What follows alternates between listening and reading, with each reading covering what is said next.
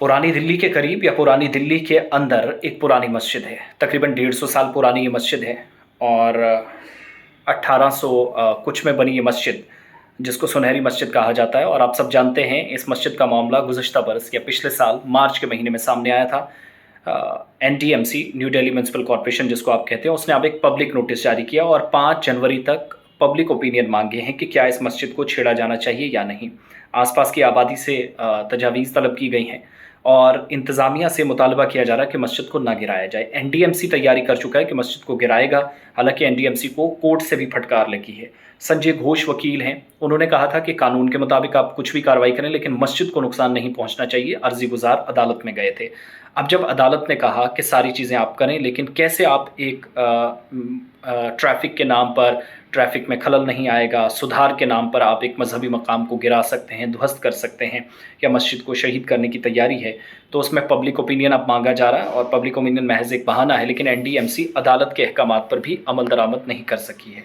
हुआ यह है कि ये मामला अदालत में जब गया तो वहाँ NDMC ने कहा कि हमें दिल्ली पुलिस की जो ट्रैफ़िक पुलिस है उसने कहा कि ट्रैफ़िक में खलल पड़ रहा है, क्योंकि सुनहरी मस्जिद जिन लोगों ने देखी है, हमने खुद वहाँ अल्लाह के करम से नमाज़ पढ़ी और नमाज की अदायगी के बाद जब आप निकलते हैं तो सामने वहाँ हाईवे है, तो उस हाईवे के ऊपर ट्रैफ़िक मुतासिर होता है। ये NDMC, new Delhi municipal corporation या दिल्ली म्यूनसिपल कॉरपोरेशन है, वो कहती है।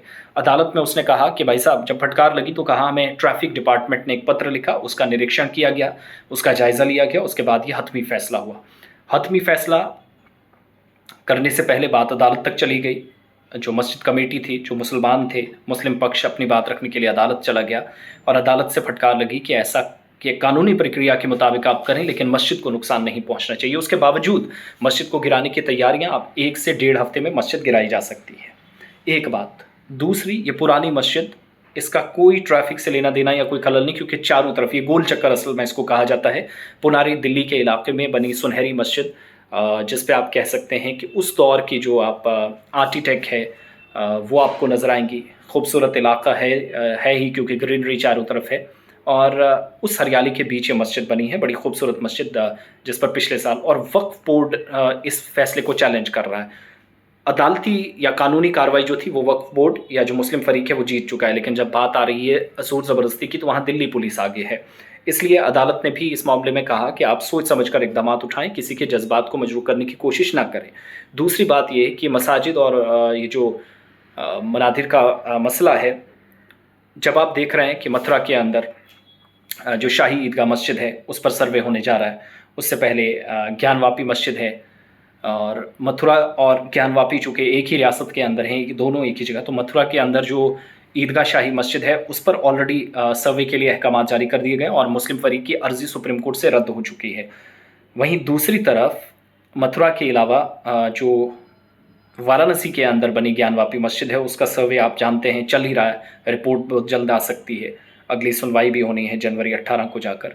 लेकिन साथ साथ इस बात पर भी जोर है कि अयोध्या में, जहाँ पर आप जानते हैं कि बाबरी मस्जिद की शहादत के बाद ये जो मंदिर बनने जा रहा है उस पर काफ़ी ज़्यादा सियासत हो रही है। कांग्रेस ने इफ्तिताही तकरीब में ना जाने का फ़ैसला किया, लेकिन एक बयान आया है।